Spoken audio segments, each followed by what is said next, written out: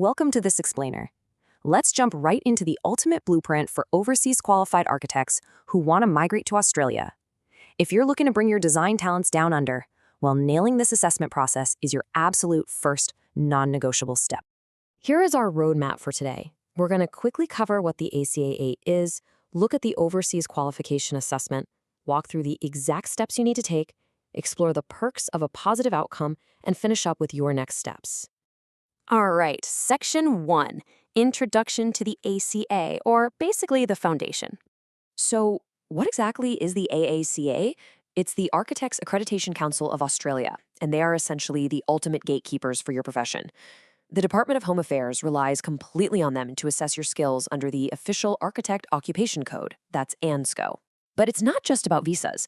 They evaluate your whole academic background and oversee your entire path to professional registration in Australia. Simply put, if you don't have their stamp of approval, you can't migrate as an architect.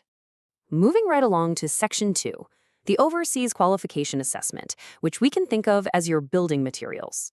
The AACA is going to measure your background using their one-step Overseas Qualification Assessment, or OQA. To be eligible for this, the criteria are pretty strict. You absolutely need a 5-year full-time equivalent coursework degree from outside Australia. We're talking a minimum of 10 semesters here. On top of that, you need at least 6 months of postgraduate work experience, a highly detailed employment reference letter, and of course, rock-solid proof of your English language proficiency. Now, here is a massive shortcut. There are actually fast-track exemptions. If you happen to have gotten your architectural qualifications in Australia, New Zealand, Hong Kong, or the UK, you get to bypass that standard OQA entirely. It's a huge game changer that lets you apply directly through alternative pathways. Okay, Section 3, the assessment process steps. Let's call this the construction phase.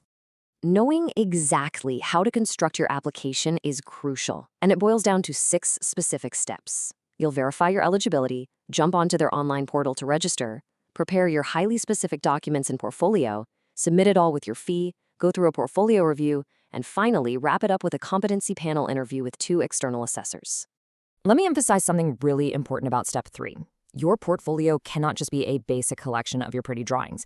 You literally have to take 2 to 4 of your design projects and map them meticulously against 37 very specific criteria from the National Standard of Competency for Architects, or NSCA.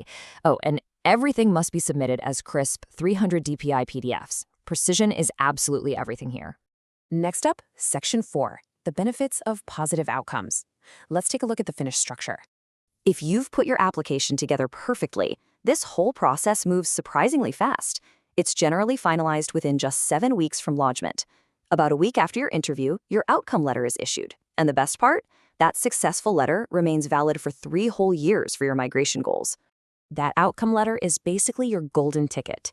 It instantly unlocks those permanent residency skilled visa pathways, like the 189, 190, and 491 visas. Plus, it grants you the eligibility to sit for the Architectural Practice Examination, or APE, which you definitely need for official state registration. Ultimately, it gives you undeniable professional credibility right out of the gate in Australia. Finally, Section 5, Next Steps and Expert Guidance. Time to bring in the Master Builder. I really want you to take this away today. A positive ACCA outcome is the single, non-negotiable gateway for overseas architects applying for an Australian skilled visa. You have to get this right the very first time.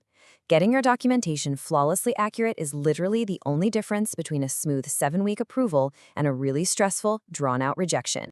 So the big question is, are you truly ready to tackle this on your own? Please, don't risk your migration future on a simple, preventable error in your paperwork or your portfolio mapping. Take action right now by reaching out to migration expert Nikki Joshi today. Nikki can provide the specialized guidance you need for this entire skill assessment process to perfectly craft your application. Your dream of building a life in Australia is just one perfectly mapped portfolio away. So what masterpiece are you going to build first?